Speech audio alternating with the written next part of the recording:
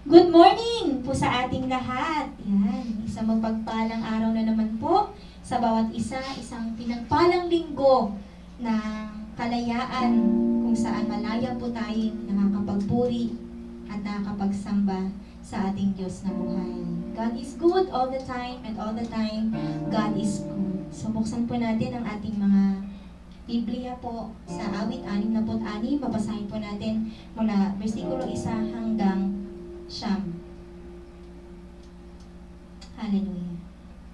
Awit 66, mula versikulo 1 hanggang versikulo 9. Basahin po natin ang sabay-sabay.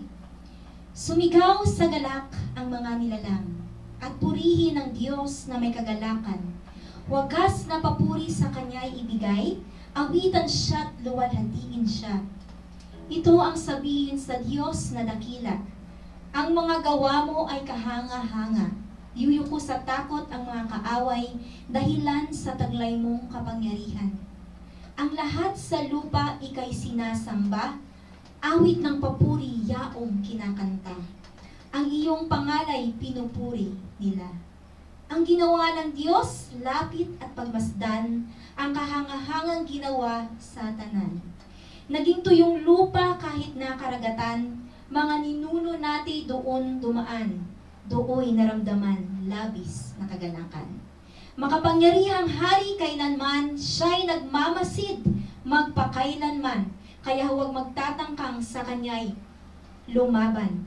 Ang lahat ng bansa'y magpuri sa Diyos, inyong iparinig, papuring malugod.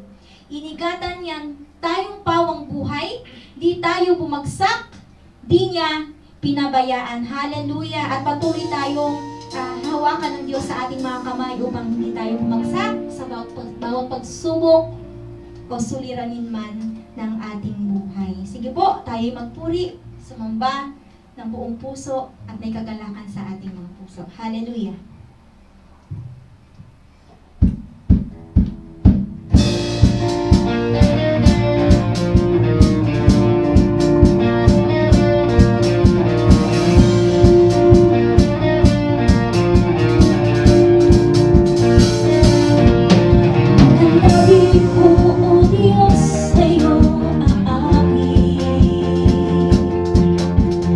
Kahit papurihan sa kalangitan,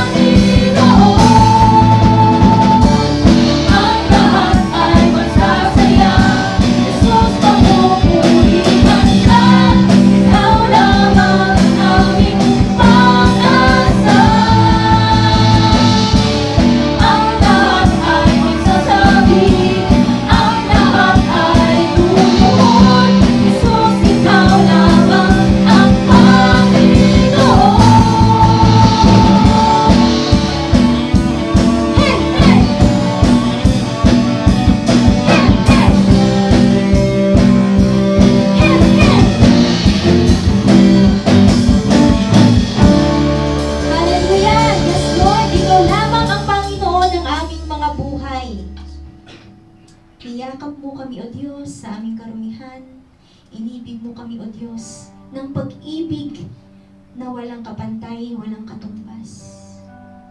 Kaya naman, O Diyos, narito kami iyong mga anak. Talisayin mo ang aming mga puso, talisayin mo ang aming mga buhay, O Diyos, at tingin mo ang pag-ibig namin sa iyo sa pamamagitan ng mga awit na galing sa aming mga puso. Minamahal ka namin, O Diyos. Minamahal ka namin. Hallelujah.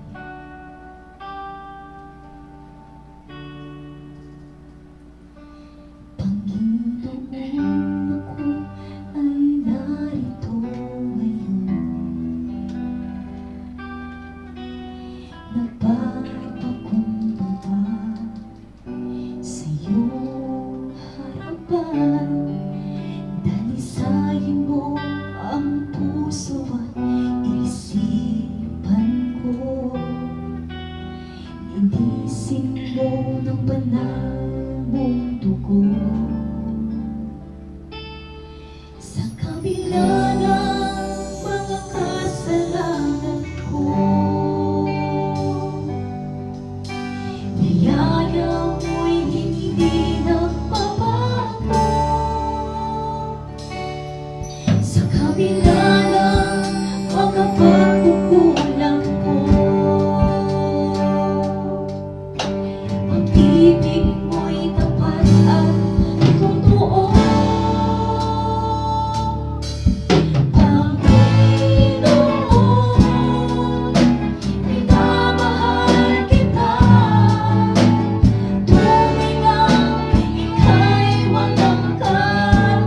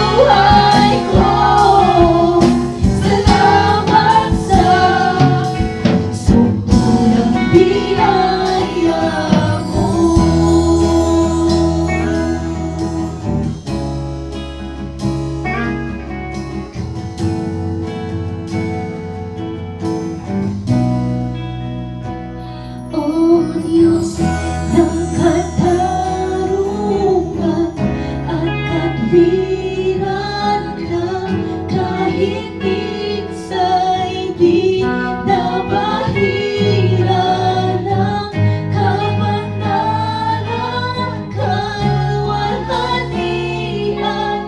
Salamat sa sukdulang biyaya mo, O Diyos ng pag-ibig na mas malawak pa kaysa aking mga pagkakasala. Higit pa sa buhay ko, salamat sa sukdulang biyaya mo. Sa ating awitin, O Diyos ng katarungan at katwiran na kahit minsa'y di nabahira ng kabanalan kalwalhatian. Salamat sa sukdulang biyaya mo, O Diyos ng pag-ibig na mas malawak pa kaysa aking mga pagkakasala. Higit pa sa buhay ko, salamat sa sukdulang biyaya mo.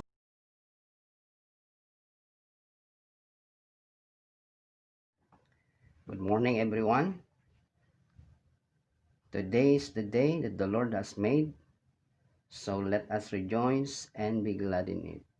Sa mapagpalang umaga po sa bawat isa sa atin, sa ating mga kapatirin dyan sa Word for the Word Carmona. Tunay nga ang Diyos ay mabuti. Yes, paulit-ulit ko po itong sinasabi na God is good all the time, and all the time, God is good. Ngayon po ay araw ng linggo at araw ng pagsamba. Patuloy po natin purihin at luwalhatiin ang ating dakilang Diyos na kung saan siyang nagbibigay sa atin ng buhay, kalakasan at patuloy na nag-iingat sa atin. Ngayon pong umaga ay tunghayan po natin ang isang tagpo sa Biblia na kung saan ay marahil ang lahat sa atin ay nakakaranas o dumanas din ng ganito na kanyang pinagdaanan. Marahil halos lahat tayo ay dumaan sa kung saan ay nangailangan tayo na sa tingin natin ay parang walang-wala na. Ngayon pong umaga ay tunghayan po natin ang isang pangyayari sa Biblia na kung minsan, alam niyo po na minsan pinaparanas tayo ng Diyos ng kawalan or kasalatan upang ma-appreciate natin ang kasaganahan. Nakakaranas tayo ng kakulangan upang makilala natin siya bilang provider o tagatugon sa ating mga pangangailangan. Kahit sa kanyang mga lingkod ay hindi po nakakaligtas sa kawalan at sa kalatan minsan. Totoo po ito. Ngunit ginagamit ito ng Diyos upang tayo ay pakadalisayin at lalo pa natin siyang makilala at pagtiwalaan anumang sitwasyon ng ating buhay. Ngunit sa mga panahong iyon ay dapat alam natin kung sino ang dapat o nararapat nating lapitan. Tunghayan po natin ang isang balo o isang tagpo sa Biblia na kung saan ay meron pong isang balo na nalubog sa utang. Matatagpuan po natin ang ating teksto, ang ating pagsasaluhan ngayong umaga sa aklat ng Ikalawang Mga Hari, Kabanatang 4, talatang 1 hanggang 7. At binigyan ko po ito ng pamagat na hindi ang Diyos ang nagkulang. Kung nariyan na po kayo, 2 King chapter 4 verse 1 to 7. Basahin po natin. Umpisahan natin sa verse 1. Sabi po rito, minsan, ang asawa ng isa sa mga propeta ay lumapit kay Eliseo. Sinabi niya, hindi po kailas sa inyo na ang asawa ko'y namumuhay ng may takot kay Yahweh hanggang sa mamatay. Ngayon po, ang 2 kong anak na lalaki ay gustong gawing alipin ng isa sa mga pinagkakautangan namin. Ano ang maitutulong ko sa iyo? Tanong ni Eliseo. Ano bang mayroon ka sa bahay mo? Wala po, maliban sa isang boting langis, sagot niya. Sinabi ni Eliseo, puntahan mo ang iyong mga kapitbahay at humiram ka ng mga lalagyan ng langis hanggat mayroon kang mahihiram. Pagkatapos, magkulong kayong mag-iina sa inyong bahay at lahat ng lalagyang nahiram mo'y punuin mo ng langis na nasa bahay mo. Itabi mo ang mga napuno na. Umuwi nga ang babae at pagdating sa bahay ay nagkulong silang mag-iina at isa-isang pinuno ng langis ang mga lalagyan habang ang mga ito'y dinadala sa kanya ng kanyang mga anak. Hindi alam ng ina na puno ng lahat, kaya sinabi niya, abutan pa ninyo ako ng lalagyan. Puno na pong lahat, sagot ng kanyang mga anak. Pumunta siya kay Eliseo, ang lingkod ng Diyos, at isinalaysay ang nangyari. Sinabi ni Eliseo sa babae, ipagbili mo ang langis at bayaran mo ang iyong mga utang. Ang matitira ay gamitin ninyong mag-ina. Purihin ang Diyos sa pagkabasa ng kanyang banal na salita. Tayo po ay manalangin. Dakilang Diyos, patuloy ka namin pupurihin, patuloy ka namin sasambahin at patuloy ka namin dadakilain, O Diyos. Anumang sitwasyon ng aming buhay kami naroroon, patuloy ka namin pagtitiwalaan, O Diyos. Ama, sa umagang ito, kami po ay nagpapasalamat una sa buhay na ipinagkaloob mo sa amin. At patuloy na ang buhay na ito, O Diyos, dalangin namin na makapagbigay ng kaluwalhatian sa banal at dakila mong pangalan. Sa umaga pong ito, O Diyos, kami ay lumalapit sa iyo. At nagpapasalamat kami sa mensahe na inihanda mo sa bawat isa sa amin, sa aming espiritual na pagkain na aming pagsasaluhan ngayong umaga. Banal na Espiritu, dalhin po ninyo kami sa buong katotohanan ng inyong salita. At tulungan po ninyo bawat isa sa amin na maunawaan namin, O Diyos, at maipamuhay ang bawat katotohanan na iyo pong ituturo at ipagkakaloob sa amin sa umagang ito. Itinataas namin ang banal at dakila mong pangalan at patuloy ka namin pupurihin at patuloy ka namin sasambahin at paglilingkuran. Ama, maraming salamat po. Maingat namin ibinabalik sa iyo ngayon ang lahat ng papuri at pagpapasalamat sa tayong pangalan po ni Jesus. Amen. Amen. Mayroon pong isang balo na kung saan mayroon po siyang 2 anak at ang kanya pong asawa ay kabilang din sa mga propeta ayon po sa pagkasalaysay ng babae kay Eliseo. Sabi niya po sa verse 1 na sabi niya doon na hindi po kaila sa inyo na ang asawa ko'y namumuhay ng may takot kay Yahweh hanggang sa mamatay. Ngayon po, ang 2 kong anak na lalaki ay gustong gawing alipin ng isa sa mga pinagkakautangan namin. So makita po natin na kung saan ay, ito po ay lingkod din ng Diyos na kung saan nung namatay siya ay may naiwan pong utang na kung saan yung babae po ang kailangan magbayad. Nangyari nga po dito na lumapit ang babaeng ito kay Eliseo at humingi po siya ng payo. Humingi siya ng tulong na kung ano ang dapat na gagawin. At isinalaysay niya nga po ang nangyari na kung saan hindi lamang po pala iisa ang pinagkakautangan nila. At may isa po roon sa kanyang mga pinagkakautangan, sa kanilang pinagkakautangan na kung saan ay gustong kuhain yung kanyang anak upang gawing alipin. Ngunit tunghayan po natin ngayong umaga kung ano ang iminungkahi o kung paano tumugon si Eliseo, kung paano niya nagbigay ng payo doon sa babaeng balo. Una, sabi po rito, ano ang maitutulong ko sa iyo? Sa verse 2 po, nagtanong si Eliseo. Sabi niya po dito, ano ang maitutulong ko sa iyo? Ano bang mayroon ka? Dito po sa verse 2, nagtanong po si Eliseo. Ang sabi niya, ano ang maitutulong ko sa iyo? Tanong ni Eliseo. Ano bang mayroon ka sa bahay mo? Wala po, maliban sa isang boteng langis. Agarang sagot po ng babaeng balo.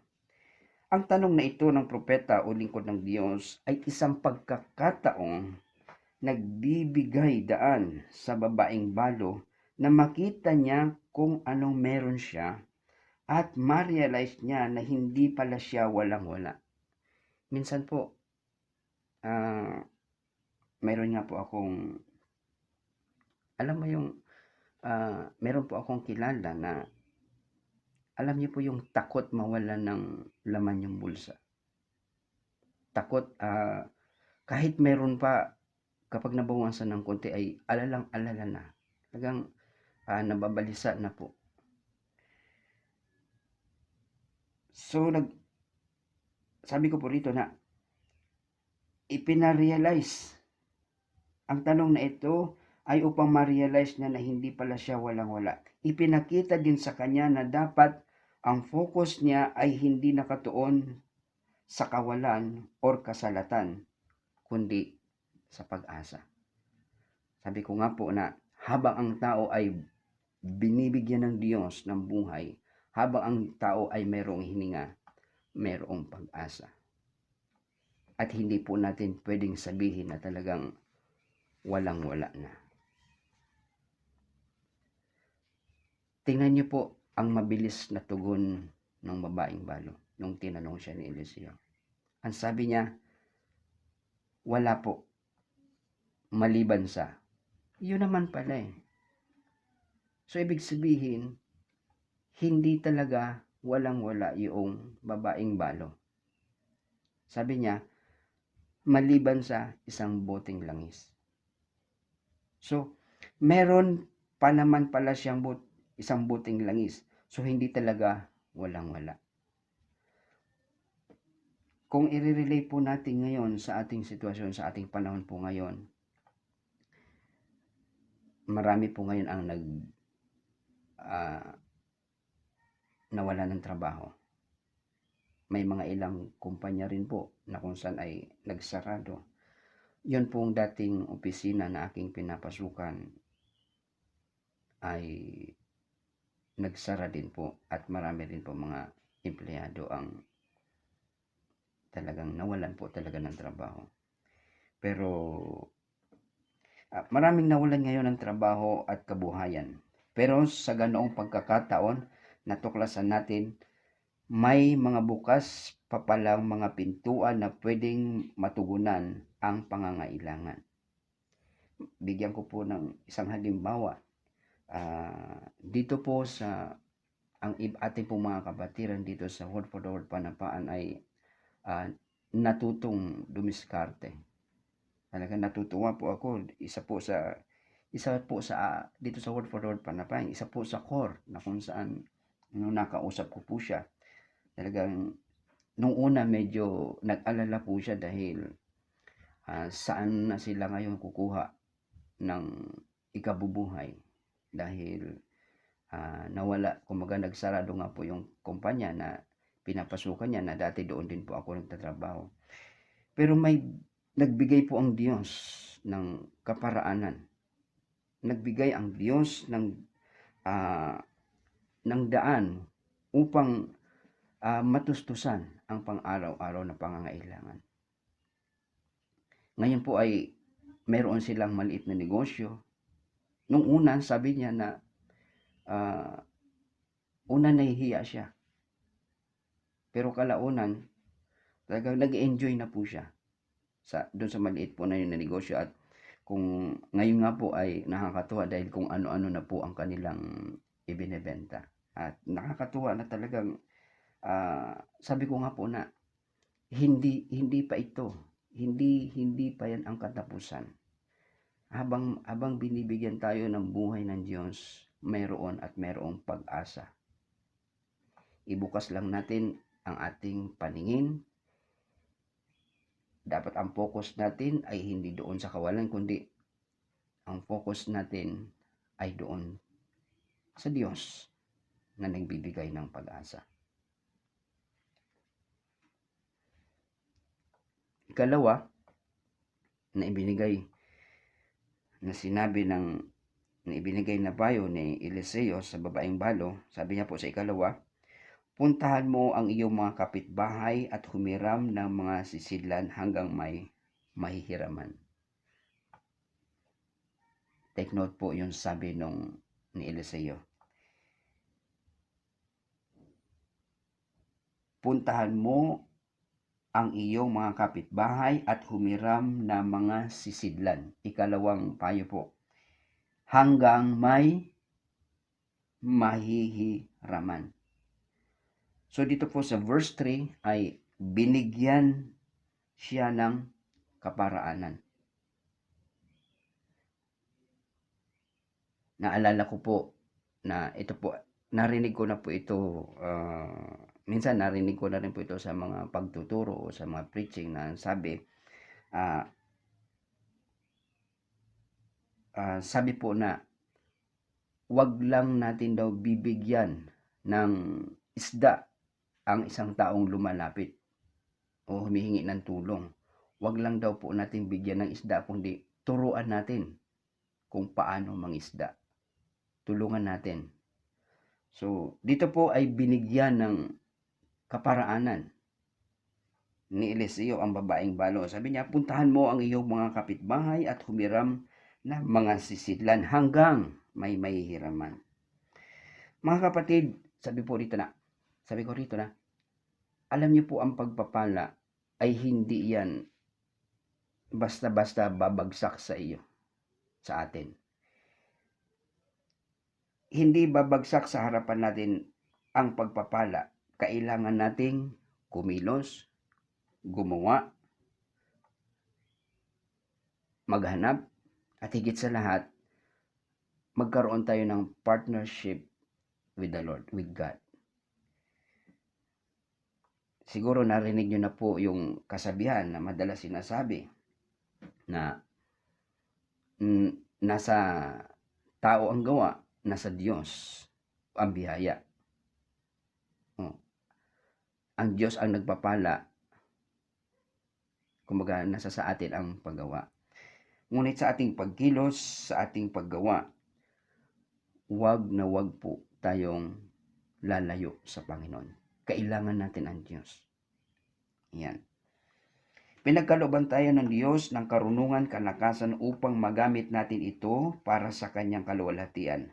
Ang tuloy-tuloy na pagdaloy ng langis mula sa isang bote na lamang ay hindi kayang gawin ng balo ng mga anak niya at hindi rin kaya ng propeta. No. Tanging Diyos lamang ang makakagawa nito. Pero ang mga walang laman na bote ay kayang ipunin ng balo at ng kanyang mga anak dahil ito ay available sa kapaligiran. Kailangan lamang kumilos, kailangan ng diskarte. Pero mga kapatid, bilang mga anak ng Diyos, marami tayong naririnig dyan na kailangan dumiskarte. But I believe na tayong mga anak ng Diyos ay hindi tayo basta-basta didiskarte na hindi ayon sa makadiyos na kapamaraanan. So, kailangan pong kumilos, kailangan makapag-partnership sa Diyos, kailangan gumawa. Dahil sabi ko nga po na, ang pagpapala ay hindi po yan basta-basta na babagsak na lamang sa ating harapan. No, kailangan po natin kumilos. Hindi po kagaya, naalala ko po si Elijah. na kung saan sa umaga may nagdadala yung uwak ay inuutusan ng Diyos. Hindi naman po tayo si Elijah. So, kailangan po natin na kumilos. Kailangan, napakahalaga po mga kapatid, yung partnership sa Panginoon. So, yung balo, yung mga anak, kayang humayo, kayang pumunta sa mga kapitbahay at manghiram ng mga lalagyan. Pero, yung milagro, yung pagbuhos ng langis na tuloy-tuloy, ay hindi nila kayang gawin. Maging yung propeta, maging si Eliseo ay hindi niya kayang gawin. Pero, mayroong ipinapagawa ang Diyos sa atin na kaya naman natin. Huwag naman po nating iasa lahat. Kaya nga, partnership with the Lord. Pero yung pagbuhos ng langis ng tuloy-tuloy, yun po ay tanging ang Diyos lamang ang may kakayanan. Ikatlong payo na ibinigay ni Eliseo doon sa babaeng balo. Sabi po rito sa verse 4 and 5. Sabi po sa verse 4 and 5, pagkatapos magkulong kayong mag-iina sa inyong bahay at lahat ng lalagyang nahiram mo'y punuin mo ng langis na nasa bahay mo. Itabi mo ang mga napuno na. Umuwi nga ang babae at pagdating sa bahay ay nagkulong silang mag-iina at isa-isang pinuno ng langis ang mga lalagyan habang ang mga ito'y dinadala sa kanya ng kanyang mga anak. So, bakit po sinabi na magkulong sila? So, hindi naman po sinabi rito na kung ano ang ginawa. No, habang sila ay nakakulong, marahil nanalangin ang mag-iina. So, nagkulong po sila. At habang sila ay nasa loob ng kanilang bahay, ay unti-unti po nilang nilalagyan ng langis yung mga sisidlan. Sabi po rito. So, ikatlo po, magtutulungan sa pamilya. Hindi po kailangang iasa lang sa iisa. So, bilang pamilya, napakahalaga po yung pagkakaisa at pagtutulungan. Sabi ko po rito na maluwag at mapapagaan ang gawain o pasanin kung may pagtutulungan, lalo na kung ang pamilya ay nagkakaisa. So, napakahalaga po nito na kung saan ay sama-sama. Lalo na po sa panahon po natin ngayon na marami nga po ang nawalan ng trabaho. Pero ang nakakatuwa po nito, ang iba sa ating mga kapatiran ay talagang binigyan ng Diyos ng kapamaraanan, binigyan ng Diyos ng talento na kung saan ay pwedeng gamitin, na kung saan pwedeng pasimulan ng Diyos. Ako po, natutuwa po ako na Sister Christina Big, gawin po kitang example, no? Pahintulutan niyo po ako na gawin ko po kayong example. Si Sister Tina Big po ay yung ginagawa niya po ay nagbi-bake at gumagawa ng tinapay. So ito ay kumbaga regalong karunungan na kung saan pwedeng gamitin, pwedeng gumawa ng tinapay, ibenta upang kumita at upang matustusan ang iba pang mga pangangailangan at gastusin. Ang anak din po ni Sister Ria, si Sister Regine, naku, nagamit din kita Sister Regine na example. So, natutuwa ako. Nung nakaraan, nakita ko, naku, bangus naman po. Bondes, bangus naman po yung, so ito po mga, ang binibenta. So, una yung tinapay, yung pandesal na may yema sa loob. Ito po ay gift. Kumbaga, regalo po ito ng Diyos na kung saan ay giftedness na ibinigay na kung saan ay pwedeng pagyamanin, pwedeng gamitin upang yung kawalan ay mapunuan. Si Sister Ana rin po na nakita ko rin po minsan, nagpo-post po, paminsan-minsan, sinisilip ko yung FB, nakita ko po na nagtitinda rin po. So ito po ay mga regalo na kung saan ay mga kapamaraan na ibinibigay sa atin ng Diyos. Na kinakailangan ang mga bagay na ito una ay ibigay muna natin sa Panginoon, ialay natin sa Diyos upang ito'y pagpalain niya, basbasan, upang sa gayon magamit natin. Upang magkaroon po tayo ng kabuhayan. So ayan po, salamat po. Pasensya na po at nagamit ko po kayo example. Ayan. Ika-4, huwag hayaang masayang ang pagkakataong ibinigay ng Diyos. So ito po, kapag binigyan tayo ng pagkakataon ng Diyos, itodo na po natin. Huwag po nating hayaang masayang. Itodo na natin. So sabi po rito sa verse 6, ang ika-4 po nating punto, sabi po rito sa verse 6, hindi alam ng ina na puno ng lahat. Kaya sinabi niya, abutan pa ninyo ako ng lalagyan. Puno na pong lahat, sagot ng kanyang mga anak. Yun, yung sinasabi ko po na huwag nating sayangin ang pagkakataon. Kapag ang Diyos nagbigay na sa atin ng breakthrough, talagang itudo na po natin. So sabi po ron, pagkakataon na sana na marami pang malalagyan, ngunit wala nang available na empty jars for the oil. Sabi po kanina na doon sa verse 3, pinahanap sila. Kumaga pinapunta sila sa mga bahay-bahay, sa mga kapitbahay, at manghiram. Sabi po, hanggang may mahihiram. No? So sabi po rito, pagkakataon na sana na marami pang malalagyan, ngunit wala nang available na empty jars for the oil. At dahil wala nang lalagyan, tumigil ang pagdaloy ng langis. Kung iisipin po natin, ako para sa akin, naisip ko lang po, siguro, kung ako po yun, kumbaga lahat siguro ng tao doon, lahat siguro ng kapitbahay ay talagang pupuntahan ko at hihiraman ko ng malalagyan. Kumbaga marami po na lalagyan ang aking hihiramin. Kanya lang po sabi dito na, pagkakataon na sana na marami pang malalagyan, ngunit wala nang available na empty jars for the oil. At dahil wala nang lalagyan, tumigil ang pagdaloy ng langis. Sayang. Marami pa sana. Kaya sabi po rito, hindi ang Diyos ang nagkulang.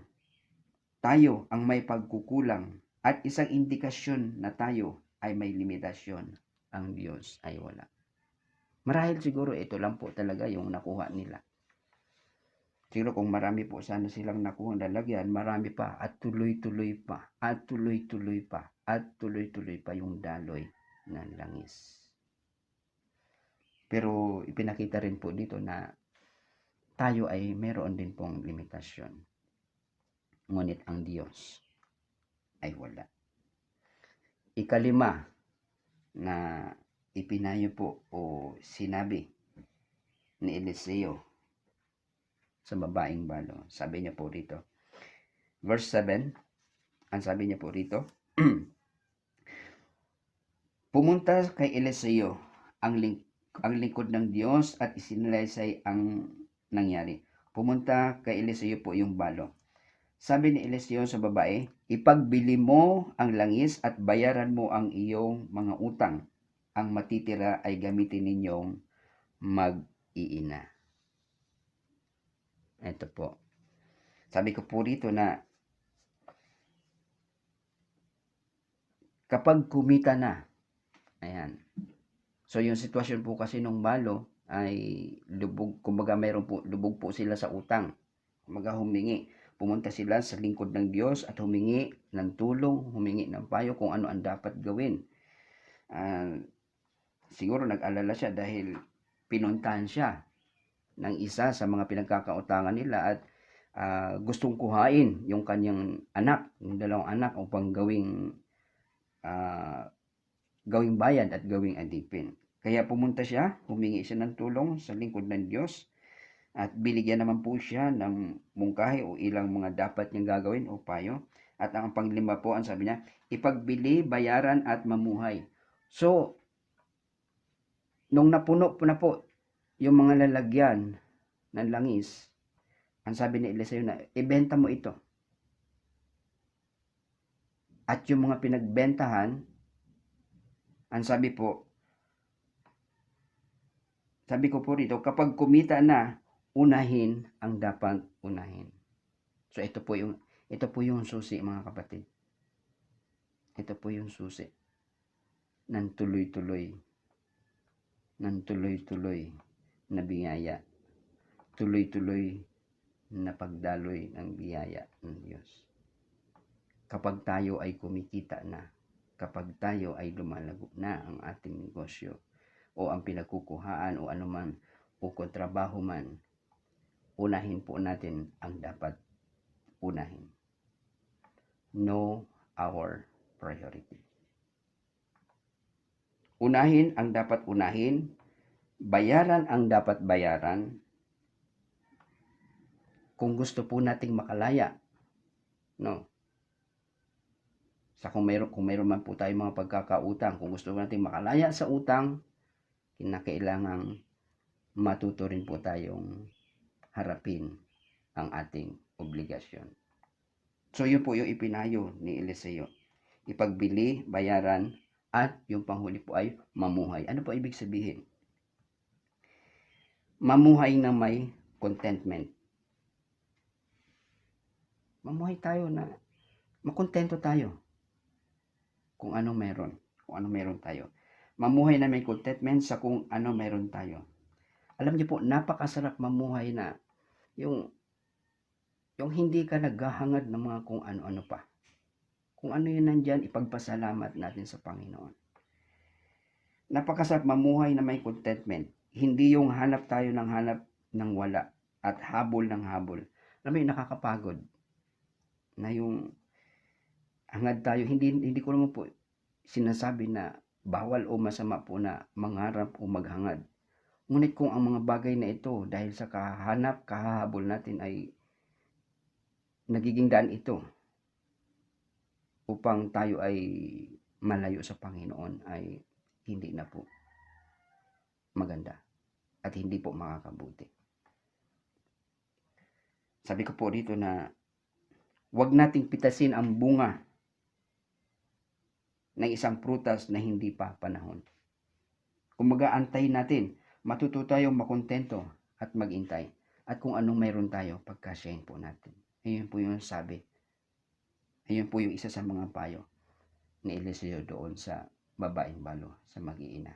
At sabi, unahin nyo, ibenta nyo yan, at pagkatapos yung maibenta yan, bayaran ang inyong mga utang, ang inyong mga pagkakautang.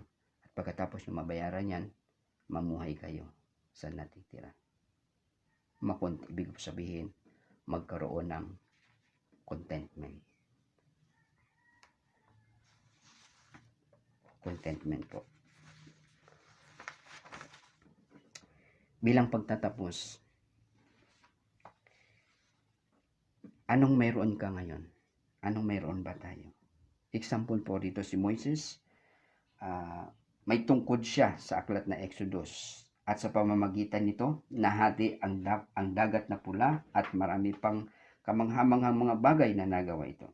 Si Apostol Pedro at mga kasamahan niya ay may lambat.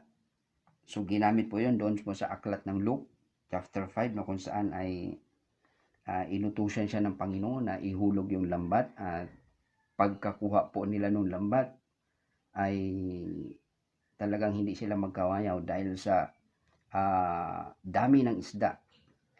Bigyan ko pa rin po yun ng doon po sa John chapter 21 verse 6 ay may isa pa rin pong tagpo na kung saan alam niyo po mga kapatid, bigyan ko lang po ito ng diin bilang pagtatapos na napakahalaga po na sumusunod o sinusunod natin ang instruction ng Panginoon. Dahil ang instruction ng Diyos ay tumpak. hindi magkakamali. Dito po sa verse John 21 verse 6, sabi po rito, gusto ko lamang pong i-emphasize ito, kung gaano napakahalaga ang instruction. Sabi po rito sa 21 verse 6, inutusan niya po si Apostol Pedro. Sabi po rito, ihulog ninyo ang lambat sa gawing, saan daw? Gawing ano daw? Sa gawing kanan ng bangka. So mayroon pong exact instruction po ang Panginoon na ipinagagawa. Mga kapatid, napakahalaga po ito. Na kapag mayroon pong ipinapagawa o instruction ang Panginoon sa atin, sundin po natin. Sabi po rito, ihulog ninyo ang lambat sa gawing kanan ng bangka at makakahuli kayo, sabi ni Jesus. Sabi po ng Panginoon.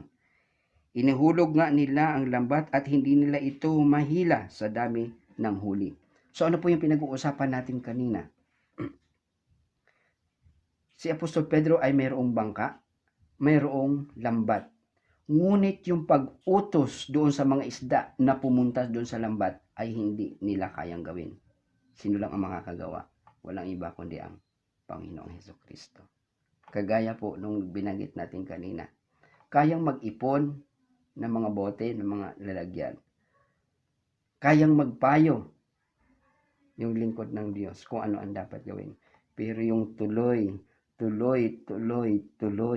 na milagro ay hindi kayang gawin ng sino man, kundi ang Panginoong Hesukristo lamang. Kaya napakahalaga po na sundin natin ang instruction ng Panginoon. Tuloy po. Ginamit ng Diyos upang iparanas ang napakadaming huli na isda doon po sa Luke chapter 5. Sa John chapter 6 ay yung isa naman pong lalaki, yung bata na kung saan ay mayroong 2 isda at 5 tinapay na kung saan doon po ay nagturo po ang Panginoon at marami mga tao. Ginamit din po yun ng Diyos na pakainin po yung 5,000. Kung isipin natin, 2 isda at 5 tinapay, hindi kayang pakainin para sa 5,000. Sabi ko nga po na kung ano ang meron tayo na pwedeng pasimulan, na pwedeng gamitin ng Diyos upang i-multiply, ialay natin ito sa Panginoon. Ayan. Ikaw, anong meron ka na pwedeng pasimulan ng Diyos sa buhay mo? Tayo po. Ano po bang meron tayo? Talento? Talento sa pagluluto? No? Talento sa pagbibake, katulad nila tinabake na kung saan nagbibake sila ng tinapay. Gift po ito. Gift sa pagluluto, gift sa pagtitinda, gift sa pagninegosyo, talento sa paghahanap buhay. Anong meron ba tayo na pwedeng pasimulan ng Diyos sa buhay natin? Sa tingin natin na walang-wala na tayo o empty na, allow God to fill you once again. Hayaan po natin na muli. Minsan akala natin walang-wala na po tayo. Pero mayroon pa pala. Pero hayaan natin. Kung sa pakiramdam po natin ngayon ay walang-wala na tayo, hayaan natin, let us allow God to fill us once again. Like the empty jars, Jesus is looking for empty lives for Him to fill them up. Sa ating kakulangan or emptiness, pahintulutan lamang natin ang Diyos na punuin niya tayo muli at maranasan natin ang kanyang kapangyarihan. Isa pa po na naalala ko. Yung isang lumpo sa Gawa, chapter 3, verse 6, na kung saan si Apostol Pedro at yung kasama pang alagad ay papunta sa templo upang manalangin. Ngunit sinabi ni Pedro, wala akong pilak o ginto, subalit may iba akong ibibigay sa iyo. Sa ngalan ni Jesucristong taga Nazaret, lumakad ka. Marahil mga kapatid, may mga kakilala tayo, may mga kaibigan tayo na lumalapit sa atin. Humihingi ng tulong. Humihingi ng payo. Kaya sabi ko po rito na Kaya anumang klase o uri ng mga pangangailangan meron tayo sa mga sandaling ito. Bakit di natin ilapit ito sa ating Panginoong Hesukristo? Siya ang susi ng lahat. May mga kakilala, may mga kaibigan tayo. O tayo rin po minsan. Anuman pangangailangan meron tayo. Ito ba ay pangangailangan ng kalusugan, kagalingan, kalakasan, kapayapaan, kapanatagan? Bakit hindi natin ito ilapit? Bakit hindi natin ito ibigay sa Diyos at humingi tayo sa Panginoon ng tulong? O sa mga kaibigan at mga kakilala natin, lalo na po yung mga wala pa sa Panginoon, nahihingi sa atin ng tulong. Bakit hindi natin sila dalhin sa tunay na pinagmumulan ng lahat? Walang iba kundi ang Panginoong Hesukristo, na kung saan siya ang kayang tumugon sa lahat ng problema, sa lahat ng pangangailangan natin.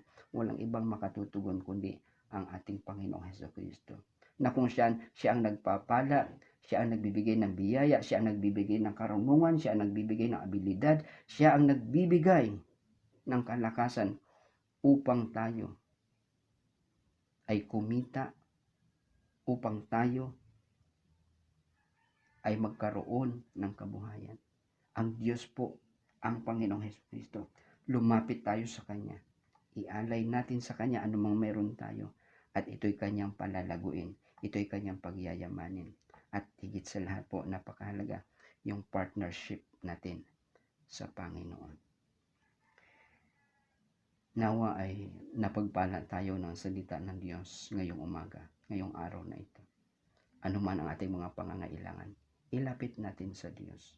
At kung mayroon mang humihingi sa atin ng tulong, pagkakataon na ito na maipakilala natin sa Panginoon, maidala natin sa Panginoon, upang hindi lamang pong pisikal na pangangailangan ang kanilang matanggap, higit sa lahat, yung spiritual, dahil ito po ang pinakamahalaga sa lahat, ang spiritual na pagpapala, na kung saan ito ay hindi nauubos at hindi ito nawawala. Ito po ang mga pagpapalang spiritual, ito po ay eternal. At ito po ang pinakakailangan ng mga tao sa panahon po natin ngayon. Tayo po ay manalangin. Dakilang Diyos, salamat sa iyo. Salamat, Panginoon, sa mga salita mo po, Diyos, na patuloy na nagpapalakas at nagpapatibay sa amin. Mga salita mo, O Diyos, na punong-puno ng karunungan. Mga salita mo, O Diyos, na kung saan nagbibigay sa amin ng kapamaraanan. Mga salita mo na nagbibigay sa amin, O Diyos, ng kapayapaan kung kami man ay nalilito, kung kami man ay nababagabag, Panginoon, kung kami man ay nag-aalala, O Diyos. Kung kami man ay nangangailangan, Lord, isang salita mo lang, Panginoon, ay kayang tumbasan ang lahat ng pag-aalala. Kayang payapain maging ang dagat, O Diyos. Isang salita mo lang, Panginoon. Ama, dumadalangin ako sa iyo sa umagang ito, sa aking mga kapatid, at sa lahat na nakikinig, O Diyos, ng mensaheng ito, na sa araw-araw, O Diyos, ay kakatagpuin mo, Panginoon, ang bawat isa sa amin. Ama, marami pong salamat sa umagang ito. Patuloy pong pagpalain ng mga kapatid ko, O Diyos, at sa lahat ng mga nakapakinig na mensaheng ito, na imbis na mag-focus kami sa kawalan ng Panginoon, Lord, mag-focus kami sa iyo. Mag-focus kami sa iyo at makipag-partnership kami, Panginoon, sa iyo. Ama, maraming pong salamat. Pagpalain mo po, O Diyos, ang bawat isa. At sa aming buhay, patuloy kami maging pagpapala, O Diyos, sa iba. At ang aming buhay ay patuloy na makapagbigay sa iyo ng kaluwalhatian, O Diyos. Maging sa panahon namin ngayon, O Diyos, maging sa aming sitwasyon na ito, Panginoon, maparangalan ang banal at dakila mong pangalan. Salamat, O Diyos, purihin at luwalhatiin ka. Ito po aming dalangin, O Diyos, sa tanging pangalan po ni Jesus. Amen. Hallelujah. Muli, isang mapagpalang umaga po sa bawat isa.